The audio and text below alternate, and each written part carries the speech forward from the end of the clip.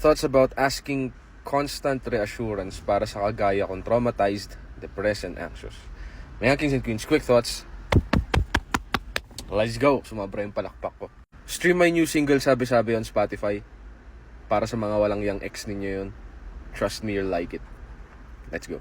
Constant reassurance is a need? Yes, in every relationship. So para sa inyo na nangangailangan ng constant reassurance or you are self-aware that you need this, no? Here's a reminder that a lot or most of the times you are being reassured without you knowing. Ano ibig ko sabihin? When you observe your partner on how they treat you, okay? That's reassurance for you. Most of the time, ang akala kasing reassurance ng mga tao ay through words lang. Na ikaw lang ang mahal ko, hindi kita iiwan, hindi kita sasaktan, hindi ko uulitin yung ginawa ng ex mo sa'yo, etc. But you forget that actions are more important than words.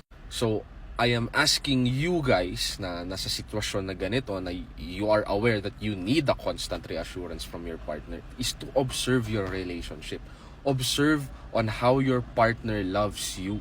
You see, this is why I was never a fan of people who has unresolved issues from their past entering a relationship, because you miss a lot of things. Araw-araw ka hatid sundo, nakapag-thank you ka na ba? Sinuong yung baha ng ilang beses, makakain ka lang, nag-thank you ka ba? Binigyan ka ng bulaklak kahit wala namang espesyal sa araw na to, nagpasalamat ka ba? Kinancel yung matagal nang napagplanuhang lakad kasi hindi ka okay, nag-thank you ka ba? Pinagluto ka ng taong hindi naman talaga marunong magluto, hindi mo pa rin baramdam na mahal ka. You see, ladies and gentlemen, their actions are also reassurance of how much they love you. And also, ito pinaka-importante na reminder, help your partner reassure yourselves. Especially kung yung current partner ninyo ay wala namang kasalanan sa nakaraan ninyo. Kasi it is not just their job para maging stable ka mentally. It is also yours. So if you observe them doing everything they can so that ma-assure ka lang, tapos nakukulangan ka pa rin, baka nagkukulang ka ng reassurance sa sarili mo. Wag mo lang din paabutin sa puntong this relationship is just going to be about you and how you feel. Kumusta naman yung taong paulit-ulit na nag-e-effort na ma-assure ka lang? Kinamusta mo rin ba? Kasi ito pinaka-real talk.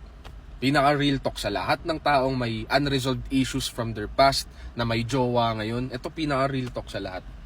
Nakakapagod po kayong mahalin.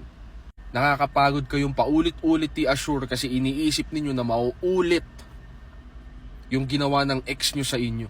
But in reality, wala namang pumilit sa inyong pumasok sa isang relasyon.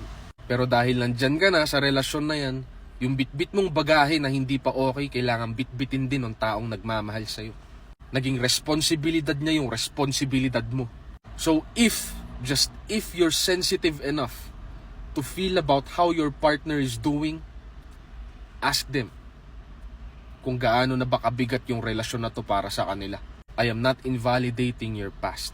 All I'm saying is it was your choice to enter a relationship without you being fully healed. And now you're asking so much from your present partner.